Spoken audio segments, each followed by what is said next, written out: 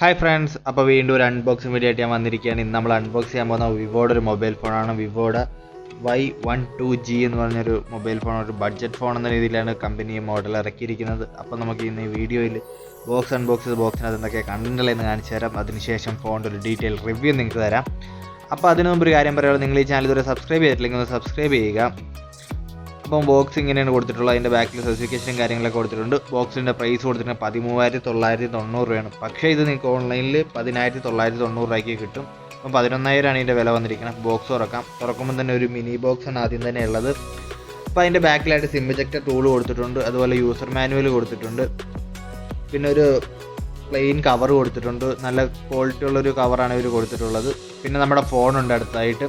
ഫോണിൻ്റെ detail look നമുക്ക് പിന്നെ നോക്കാം. അതിന് ശേഷമുള്ള ഡേറ്റ കേബിളാണ്. അത്യാവശ്യം നല്ല ക്വാളിറ്റി ഉള്ളൊരു വൈഡ് ഡേറ്റ കേബിളാണ്. USB to micro USB data കേബിളാണ് കൊടുത്തിട്ടുള്ളത്. ടൈപ്പ് സി അല്ല, സാധാ USB to micro USB data കേബിളാണ് കൊടുത്തിട്ടുള്ളത്. പക്ഷേ നല്ല ക്വാളിറ്റി ഉള്ള ഡേറ്റ കേബിളാണ്. പിന്നെ ലാസ്റ്റായിട്ട് ഇതിൻ്റെ അത് ചാർജിങ് അഡാപ്റ്റർ കൊടുത്തിട്ടുണ്ട്. അതൊരു നോർമൽ ചാർജിങ് അഡാപ്റ്ററാണ് ഇവർ കൊടുത്തിട്ടുള്ളത്. അതായത് 5 വോൾട്ട് 2 ആംപിയർ അതിൻ്റെ ഔട്ട് വന്നത്. 10 വോൾട്ട്സിൻ്റെ നോർമൽ ചാർജിങ് ആണ്. അതെനിക്കൊരു ഡ്രോബാക്ക് ആയിട്ട് തോന്നി കേട്ടോ. കാരണം ഈ പ്രൈസ് റേഞ്ച് വരുന്ന ഫോണുകളിലൊക്കെ ഇപ്പോൾ ഒരു 18 വാട്ട്സിൻ്റെയെങ്കിലും ഒരു ഫാസ്റ്റ് ചാർജിങ് ഇവർ കൊടുക്കുന്നുണ്ട്. പക്ഷേ 10 വോൾട്ട്സിൻ്റെ ഒരു നോർമൽ ചാർജിങ് അഡാപ്റ്ററാണ് ഇവർ കൊടുത്തിട്ടുള്ളത്. അപ്പോൾ ഇത്രയൊക്കെ കാര്യമാണ് വിവോ Y12Gയുടെ ബോക്സിൻ്റെ അകത്തുള്ളത്. അപ്പോൾ ഇനി നമുക്ക് ഫോണിൻ്റെ ഡീറ്റെയിൽ റിവ്യൂയിലോട്ട് പോവാം. അപ്പോൾ ആദ്യം തന്നെ നമുക്ക് ഫോണിൻ്റെ ഡിസൈനെ പറ്റി പറയാം. പറയുകയാണെങ്കിൽ ഫോൺ വളരെയധികം സ്റ്റൈലിഷാണ്. എനിക്ക് ഇപ്പോൾ തോന്നുന്നുണ്ട് അതൊരു ഗ്ലാസ് ബോഡിയാണ്. ഗ്ലാസ് ബോഡി അല്ല, ഒരു സാധാ പ്ലാസ്റ്റിക് ബോഡിയാണ്. പക്ഷേ ലൈറ്റിൻ്റെ റിഫ്ലക്ഷനൊക്കെ അടിപൊളിയാണ്. ബ്ലൂ ഡിസൈനാണ് നമ്മളിപ്പോൾ അൺബോക്സ് ചെയ്തിരിക്കുന്നത്. അതുകൊണ്ട് തന്നെ നിങ്ങൾക്ക് കാണാം ബ്ലാക്കിൻ്റെ ഒരു ബ്ലൂയിഷ് ഡിസൈനാണ് കൊടുത്തത്. ലൈറ്റിൻ്റെ റിഫ്ലക്ഷനൊക്കെ വെച്ച് ബ്ലൂ ലൈൻസ് അത് അങ്ങോട്ടും ഇങ്ങോട്ടും മാറുന്നുണ്ട്. വളരെയധികം ലൈറ്റ് റിഫ്ലക്റ്റ് ചെയ്യുന്നുണ്ട്. കറക്റ്റ് ഒരു ഗ്ലാസ് ബോഡി പോലെ തന്നെ തോന്നും. പക്ഷേ ഇത് പ്ലാസ്റ്റിക് ബോഡിയാണ്. അതുകൊണ്ട് തന്നെ സ്ക്രാച്ചസ് വീഴാനുള്ള ചാൻസസ് ഭയങ്കര കൂടുതലാണ്.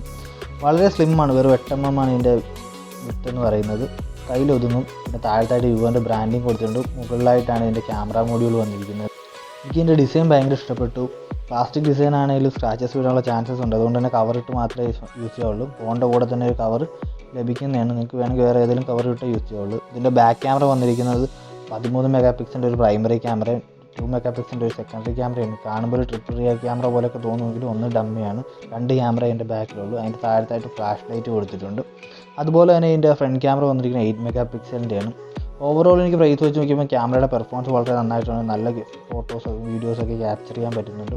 നല്ല പെർഫോമൻസാണ് ഇതിൻ്റെ ക്യാമറ കൊടുത്തിരിക്കുന്നത്. ഇതിൻ്റെ ക്യാമറ ബൾജിങ്ങും അധികമില്ല. 13 മെഗാ ഉള്ളെങ്കിലും അത്യാവശ്യം നല്ല ക്യാമറയാണ്. അതുപോലെ സെൽഫി ക്യാമറ അടിപൊളിയാണ്. പിന്നെ ഇൻബിൽട്ടായിട്ട് AI ഫീച്ചേഴ്സൊക്കെ ഇതിൻ്റെ അകത്ത് വരുന്നുണ്ടോ. അപ്പോൾ നിങ്ങൾക്ക് ബ്യൂട്ടി ക്യാമൊന്നും യൂസ് ചെയ്യേണ്ട ആവശ്യമില്ല. ഇതിൽ തന്നെ നിങ്ങൾക്ക് വെളുപ്പിച്ചൊക്കെ തരും. പിന്നെ ഇതിൻ്റെ ബൂട്ട് ചെയ്ത് ഡിസ്പ്ലേനെ പറ്റി പറയാം. ഇതിൻ്റെ ഡിസ്പ്ലേ വന്നിരിക്കുന്നത് 6.5 IPS HD+ ഡിസ്പ്ലേ ആണ്. അതും റിഫ്രഷ് റേറ്റ് 60 Hz ആണ് കൊടുത്തിട്ടുള്ളത്. എനിക്കൊരു ഡ്രോബാക്ക് ആയിട്ട് തോന്നി. കാരണം ഈ പ്രൈസ് റേഞ്ചിൽ പൊതുവെ ഫോണുകളിലൊക്കെ ഒരു ഫുൾ HD+ ഒക്കെ വരുന്നുണ്ട്. എന്തായാലും ഇവർ IPS HD+ ഡിസ്പ്ലേ മാത്രമാണ് കൊടുത്തിട്ടുള്ളത്. അപ്പോൾ എന്തായാലും ഫോൺ ബൂട്ടായി കഴിഞ്ഞിട്ട് ഞാൻ നിങ്ങളെ ഫുൾ ബ്രൈറ്റ്നസ്സിൽ ഇതിൻ്റെ കളറും ക്വാളിറ്റിയൊക്കെ കാണിച്ചു തരാം. ഓവറോൾ എനിക്ക് ഇതിൻ്റെ ഡിസ്പ്ലേ ക്വാളിറ്റി വളരെ ഇഷ്ടപ്പെട്ടു. നല്ല ഹൈ ക്വാളിറ്റി ഡിസ്പ്ലേ ആണ് ഇവർ കൊടുത്തിട്ടുള്ളത്. കളേഴ്സും വളരെ നന്നായിട്ടുണ്ട്. ബ്രൈറ്റ്നസ്സിലും ഡ്രോബാക്ക് ഒന്നും പറയാനില്ല. ഒരു ഡ്രോബാക്ക് എനിക്ക് ഡിസ്പ്ലേയിൽ തോന്നിയതെന്ന് വെച്ചാൽ HD+ ഡിസ്പ്ലേ ആണ്. പിന്നെ ഇതിൻ്റെ യൂസർ ഇൻ്റർഫേസിനെ പറ്റി പറയുകയാണെങ്കിൽ വളരെ യൂസർ ഫ്രണ്ട്ലി ആണ്.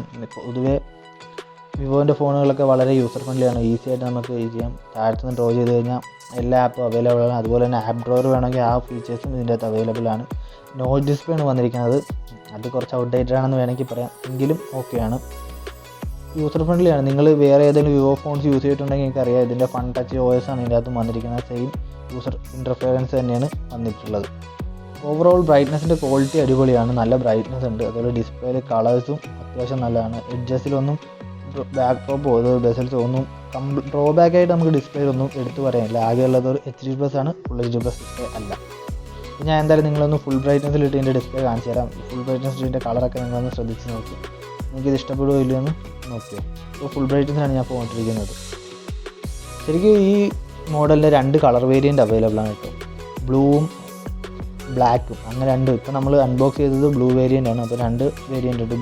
ബ്ലാക്ക് വേരിയൻറ്റും വേറെ അവൈലബിൾ ആണ്. അതുപോലെ തന്നെ ഇതിൽ അധികം ലൈറ്റ് വെയിറ്റ് ആണെന്ന് പറയാൻ പറ്റില്ല. പക്ഷേ ഇതിനൊരു മീഡിയം വെയിറ്റ് എന്ന് പറയാം. 191 ഗ്രാമാണ് ഇതിൻ്റെ വെയിറ്റ് വരുന്നത്. കയ്യിൽ നിങ്ങൾക്ക് അധികം അങ്ങനെ വെയിറ്റ് ഫീൽ ചെയ്യില്ല 191 ഗ്രാം ഉണ്ടെങ്കിലും. പിന്നെ ഇതിൻ്റെ സൈഡിലോട്ട് വരികയാണെങ്കിൽ സ്ലിം ആണെന്ന് ഞാൻ ആദ്യം തന്നെ പറഞ്ഞു. ഇതിൻ്റെ അത് ഡെഡിക്കേറ്റഡ് സിം ട്രേ ആണ് വരുന്നത്. 2 സിം കാർഡ് ഒരു മെമ്മറി കാർഡ് നിങ്ങൾക്ക് ഒരേ സമയത്ത് യൂസ് ചെയ്യാം. അപ്പം ചിലവർക്ക് ഈ ഫീച്ചർ ഭയങ്കരമായിട്ട് വേണം, കാരണം 2 സിം കാർഡും ഒരേ മെമ്മറി കാർഡും ഒരു സമയത്ത് വേണമെന്നുണ്ട്. അപ്പം താഴത്തായിട്ട് വന്നിരിക്കുന്ന ചാർജിങ് പോർട്ട് വന്നിട്ടുണ്ട്, ഹെഡ്ഫോൺ ജാക്ക് വന്നിട്ടുണ്ട്, മൈക്ക് വന്നിട്ടുണ്ട്, സ്പീക്കർ വന്നിട്ടുണ്ട്. അത് റൈറ്റ് സൈഡിലോട്ട് വരികയാണെങ്കിൽ വോളിയം ബട്ടൺ വന്നിട്ടുണ്ട്, താഴത്തായിട്ട് പവർ ബട്ടൺ വന്നിട്ടുണ്ട്. പവർ ബട്ടണിൽ തന്നെയാണ് ഇതിൻ്റെ അത് ഫിംഗർ പ്രിൻറ്റ് സെൻസറും വന്നിട്ടുള്ളത്. വളരെ സ്മൂത്താണ്, വളരെ ഫാസ്റ്റാണ് ഇതിൻ്റെ ഫിംഗർ പ്രിൻറ്റ് സെൻസർ. പൊക്കത്ത് പ്ലെയിനാണ്, നോയ്സ് ക്യാൻസലേഷൻ മൈക്കൊന്നും കൊടുത്തിട്ടില്ല. പിന്നെ ഇപ്പോൾ നമ്മൾ അൺബോക്സ് ചെയ്ത വേരിയൻ്റ് എന്ന് പറഞ്ഞാൽ 3GB റാമും 32GB റോമും ഉള്ള വേരിയൻ്റാണ്. അപ്പോൾ ഏകദേശം 32GB ഏകദേശം 19.62GB ഫ്രീ ആയിട്ടുണ്ട്. എന്തായാലും വളരെ കുറച്ച് ഇതിൻ്റെ അത് യൂസ് ചെയ്തിട്ടുള്ളൂ. പക്ഷേ ഇൻബിൽട്ടായിട്ട് ഒരുപാട് ആപ്പൊക്കെ വരുന്നുണ്ടെങ്കിലും വളരെ കുറച്ച് മെമ്മറി ഇവർ യൂസ് ചെയ്തിട്ടുള്ളൂ. 20GB നമുക്ക് ഫ്രീ ആയിട്ട് കിട്ടും.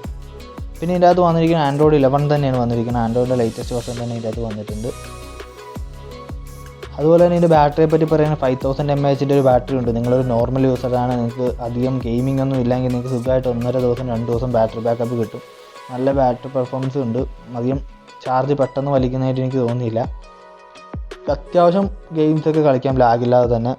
ഇതിൻ്റെ അകത്ത് വന്നിരിക്കുന്ന പ്രൊസസ്സർ എന്ന് പറഞ്ഞാൽ സ്നാപ്ഡ്രാഗൺ 435 ആണ്. ഒരു നോർമൽ യൂസറിന് വേണ്ടിയുള്ളൊരു പ്രൊസസ്സറായിട്ടാണ് കൊടുത്തിരിക്കുന്നത്. ഒരു ഹൈ പെർഫോമൻസ് ഫോണെന്ന് ഇത് പറയാൻ പറ്റില്ല. എങ്കിലും നിങ്ങൾക്ക് അത്യാവശ്യമായിട്ട് PUBG ഒക്കെ നോർമൽ ഗ്രാഫിക്സിൽ നിങ്ങൾക്ക് കളിക്കാൻ പറ്റും. നിങ്ങളൊരു ഹെവി യൂസറാണ്, അല്ലെങ്കിൽ നിങ്ങൾക്ക് ഹൈ പെർഫോമൻസ് ഗെയിമൊക്കെയാണ് കളിക്കേണ്ട ആവശ്യമെങ്കിൽ ഞാനിപ്പോൾ നിങ്ങളെ പ്രിഫർ ചെയ്യില്ല. ഇപ്പോൾ നോർമൽ യൂസറാണ്, നിങ്ങൾക്ക് ഇടയ്ക്കൊക്കെ ഗെയിം കളിക്കണം, അല്ലെങ്കിൽ കൂടുതലായിട്ടും വാട്സപ്പ്, യൂട്യൂബ്, ഫേസ്ബുക്ക് അതുപോലെയുള്ള സോഷ്യൽ നെറ്റ്വർക്കിങ്ങൊക്കെ നിങ്ങൾ യൂസ് ചെയ്യേണ്ട, കോൾ ചെയ്യേണ്ടതാണ്, ഒരുപാട് നേരം ബാറ്ററി ബാക്കപ്പൊക്കെ വേണം. അങ്ങനെ ഒരു ഫോണാണ് നിങ്ങൾ ഉദ്ദേശിക്കുന്നത്, ഈ ഫോൺ നിങ്ങൾക്ക് വാങ്ങാം.